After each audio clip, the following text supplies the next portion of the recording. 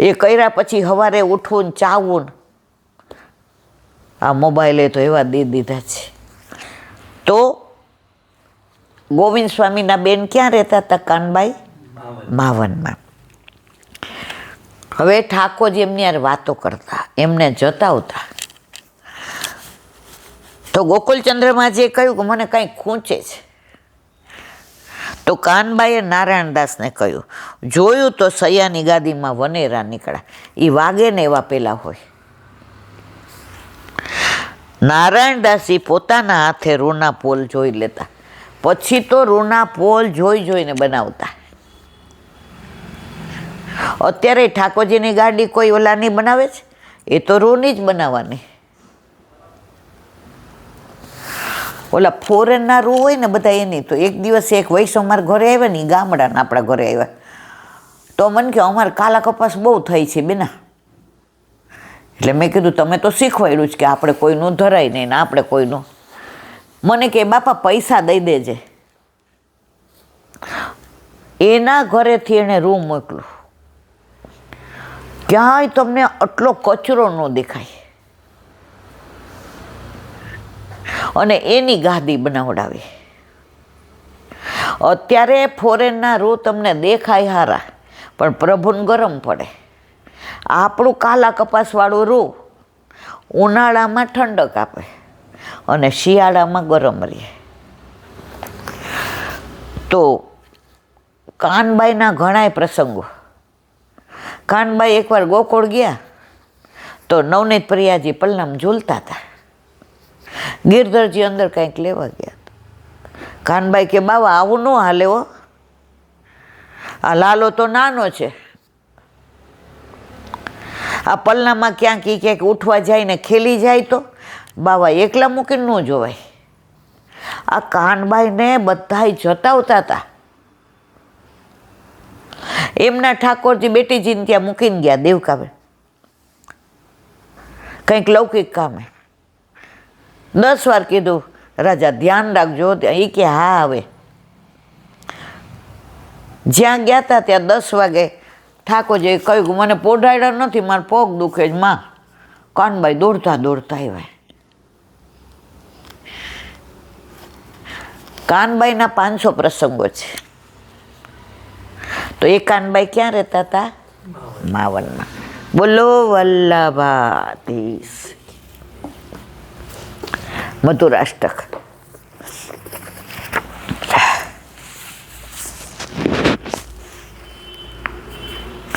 અત્યારે આપણે ગીતમ મધુરમ ચાલે છે. કાલે આપણે તાનસેનને ગોવિંદ સ્વામીએ શીખવાડ્યું. પછી એણે કબૂલ કરી લીધું કે મને કોડી આપી હતી બરાબર છે, હું લૌકિક રાજાને રીઝવવા ગાઉં છું. ને ગોવિંદ સ્વામી તો હા દુનિયાના રાજાને, વિશ્વના ત્રિલોકના બ્રહ્માંડને. અને પછી એમણે આ કીર્તન ગાયું, ભલે હી મેરે આયે હો પિયા. તાનસેન કે પ્રભુ સૂકી વેલ લીલી કરી. આપણે બધાય કરોડો જન્મોથી પ્રભુથી વિખૂટા પડ્યા હતા તો હુકા થઈ ગયા હતા. વલ્લભે બ્રહ્મ સંબંધ આપી ગોવર્ધનનાથજીના હાથમાં આપણો હાથ સોંપી અને સૂકાને પાછા લીલા કર્યા.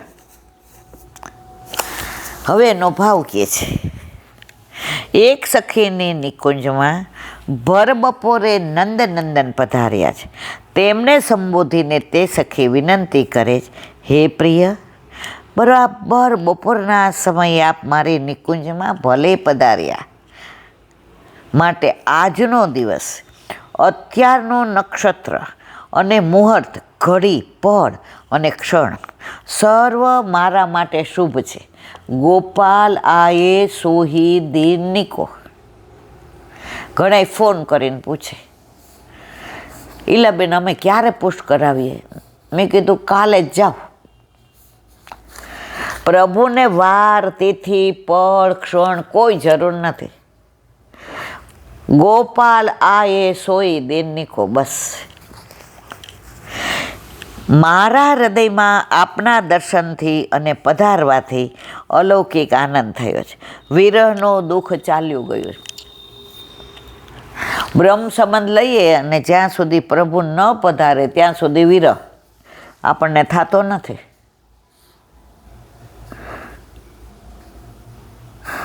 થાય ને તો આપણને પ્રભુને કોઈના ઘરે પધરાવા ન ગમે. ઘણા શરદી થાય તો કોકના ઘર પધરાવે.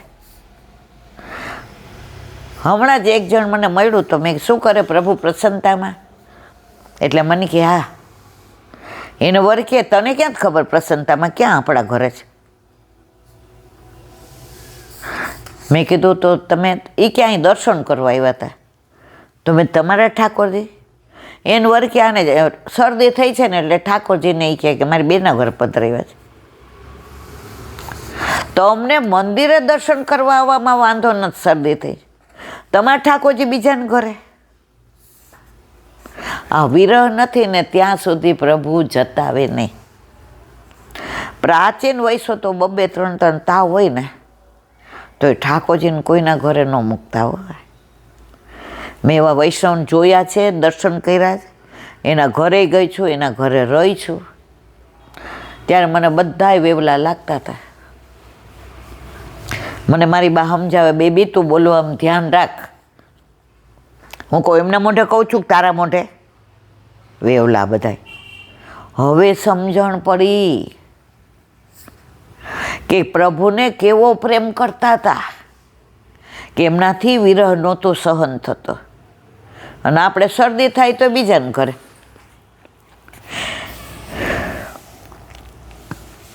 વિરહનું દુઃખ ચાલ્યું ગયું છે.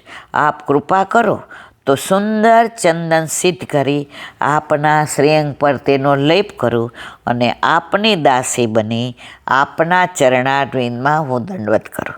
આપે મારા ઉપર ઘણી દયા કરી છે. આ કોનું કીર્તન છે? તાનસેનનું. મારી સુકાઈ ગયેલી વેલરૂપી જીવનને ફરી પાછું હરિયાળું બનાવી દીધું છે. બોલો વલ્લભાધીશ કી જય. દયારામભાઈના ચંદ્રાવલા.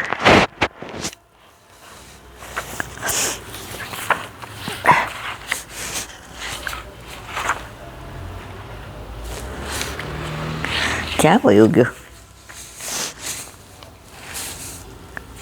હા,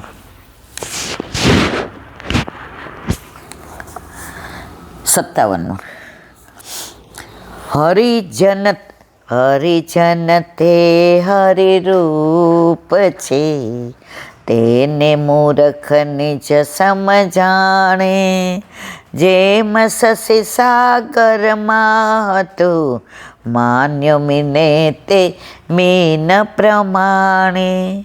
મીન પ્રમાણે થયો નહીં સોમ મકર રહ્યું બોમ. ને વાસ્યો વ્યોમ તેમ વૈસુઠ વૈકુંઠ જાશે. અધમ તે અહીંના અહીં. આ ખોટો સાખીનો રાગ આવી ગયો, ખોટો છે. તેથી સેવો શ્રી કૃષ્ણ કૃપાળ. શબ્દાર્થ: મીન એટલે માછલા, સોમ એટલે શશી ચંદ્ર, વ્યોમ એટલે આકાશ, ભૌમ એટલે પૃથ્વી, મકર એટલે મગર, મચ્છ, નિજ એટલે પોતાના વિવેચન. ભગવાન ભક્તિ અને તેનું સાધન સત્સંગ તે હરિભક્તની સંગે રહી ભક્તિ કરવી. જો નિવેદનમ તું સ્મર્તવ્યમ સર્વથા તાદ્રસય જન.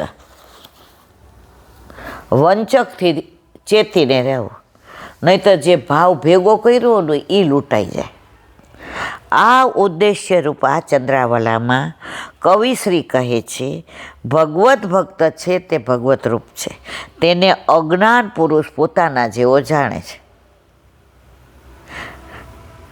તેની તે ભૂલ છે, તેવી રીતે દ્રષ્ટાંતો આપીને સમજાવે.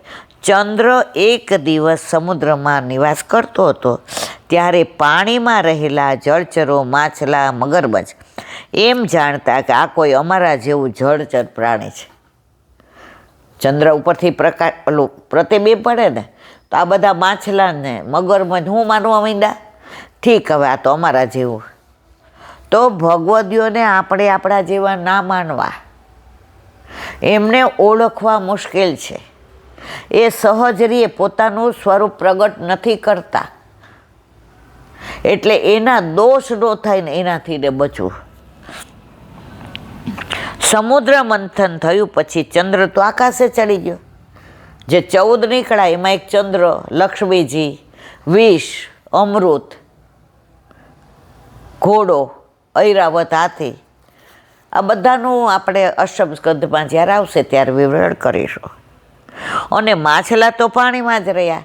એમ જે ભગવદીય ભક્ત છે એ તો આગળ ને આગળ વધતો જાય, આપણે એના દોષ જોતા જઈએ અને આપણે માછલા, જીવડા, મગરની જેમ પાછા સમુદ્રમાં અને સમુદ્રમાં રહીએ.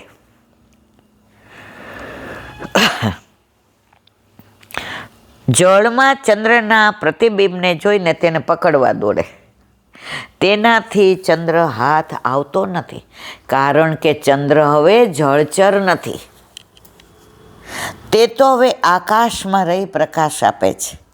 તેવી જ રીતે ભગવત ભક્તો ભગવત રૂપ થઈ જાય છે. તેથી મૂર્ખ માનવીને ખબર હોતી નથી.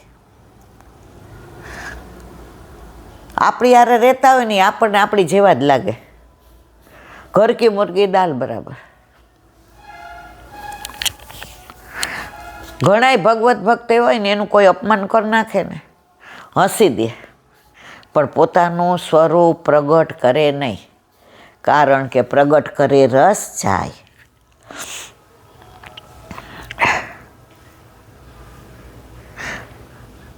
તેની મૂર્ખ માનવીને ખબર હોતી નથી. તે તો પોતાની જેમ ભક્તને માને છે. વૈષ્ણવ તો વૈકુંઠ જાશે અને તેનો સાથી જે ભક્ત નથી તે માનવ વારંવાર અથડાયા કરશે. તેમજ ભગવત ભક્તો ભક્તિના પ્રભાવે ભગવત રૂપ બની જાય છે. બોલો વલ્લભા.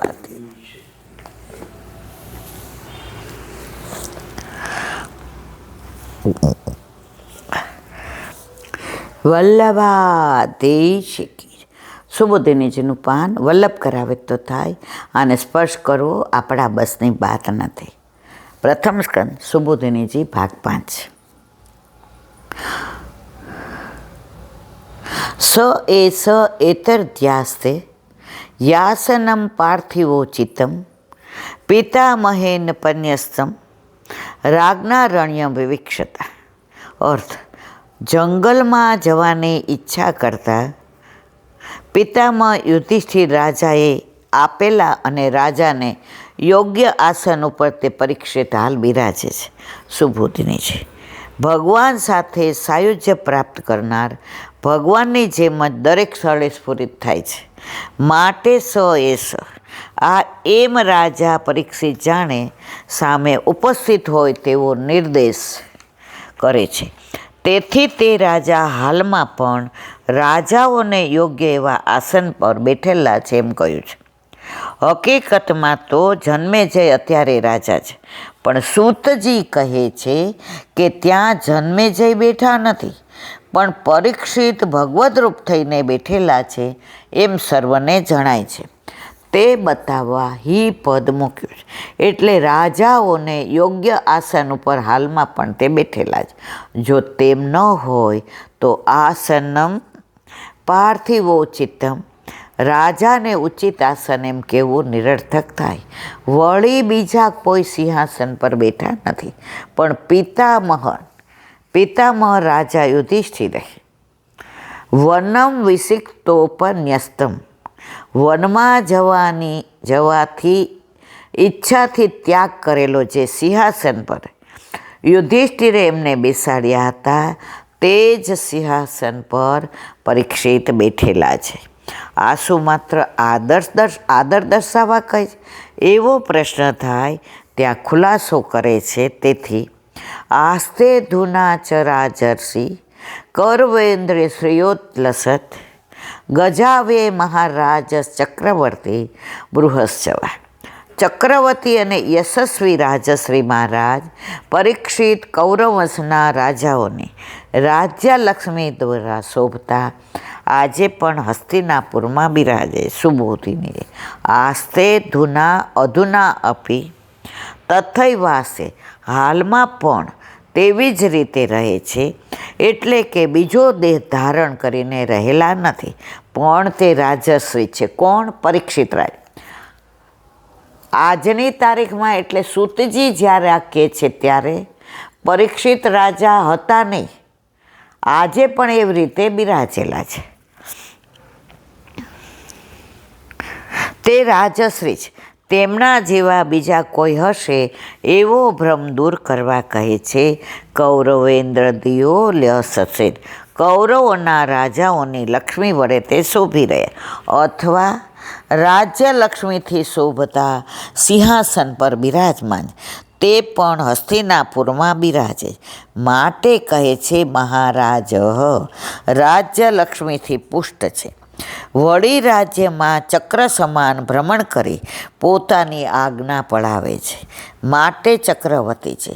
તેથી બૃહત એમનો યશ પણ ઘણો વધી ગયો છે. બંદીજનો એમનું યશોગાન કરે છે. સૂતજી કહે છે એ પ્રમાણે ભગવત કૃપાથી તેમજ ભાગવત કથાના પ્રતાપથી અજરામર બ્રહ્મરૂપ થઈને રાજા પરીક્ષિત ભગવાનની જેમ રમણ કરે છે. એમ કહી પરીક્ષિતે જોવાની સૌનાગદિકને ઈચ્છા ન થાય માટે પરીક્ષિતના અલૌકિક રાજ્યનું આ નિરૂપણ છે, લૌકિકનું નથી. એ અભિપ્રેત થાય માટે ઉપસંહાર કહે છે. બોલો વલ્લભાત શ્રીમદ ભાગ ને મારા ગુરુદેવ दंडवत प्रणाम करूं। चंद्र सरोवर पे सूरदास जी के द्वार पे मेरा दंडवत प्रणाम। सुरभि कुंड पे परमानंद दास जी के द्वार पे मेरा दंडवत प्रणाम। कदम खंडी पे जमुनावता पे संकर्षण कुंड पे कुंभन दास जी के द्वार पे मेरा दंडवत प्रणाम। बिच्छू कुंड पे कृष्णदास जी के द्वार पे मेरा दंडवत प्रणाम। कदम खंडी पे गोविंद स्वामी के द्वार पे मेरा दंडवत प्रणाम। अप्सरा कुंड पे चित्त स्वामी के द्वार पे मेरा दंडवत प्रणाम। मानसी गंगा पे नंददास जी के द्वार पे मेरा दंडवत प्रणाम। रुद्र कुंड पे चित्रबुद्ध दास जी के द्वार पे मेरा दंडवत प्रणाम। વ્રજ વિલાસ વ્રજની ગોપિકાઓને મારા દંડવત પ્રણામ. હે વલ્લભ, સવારથી અત્યાર સુધી સેવા સ્મરણ સત્સંગ જે પણ તે કરાવ્યું તે તારે ચરણારવિંદમાં સમર્પણ કરું છું. ભૂલ અપરાધ થઈ હોય તો ક્ષમા કરશો. બોલો વલ્લભાધીશ કી. શ્રી વલ્લભ કરુણા સાગર જગત ઉજાગર ગાઈએ. શ્રી વલ્લભ કે ચરણ કમલ કી. શ્રી વલ્લભ કે ચરણ કમલ કે. બલી બલી બલી બલી જાઈએ. શ્રી વલ્લભ ગુણ ગાઈએ. વલ્લભી સૃષ્ટિ સમાજ સંગ મિલ જીવન કો ફલ પાઈએ. શ્રી વલ્લભ ગુણ ગાઈએ. શ્રી વલ્લભ ગુણ ગાઈએ. યાતે રસિક આઈએ. શ્રી વલ્લભ પ્રભુ કરુણા સાગર જગત ઉજાગર જગત ઉજાગર જગત ઉજાગર ગાય. શ્રી વલ્લભાધીશ કી જય. આજનો આ સત્સંગ મારા વલ્લભના ચરણારવિંદમાં સમર્પણ કરું છું. ભૂલ અપરાધ થઈ હોય તો ક્ષમા કરશો.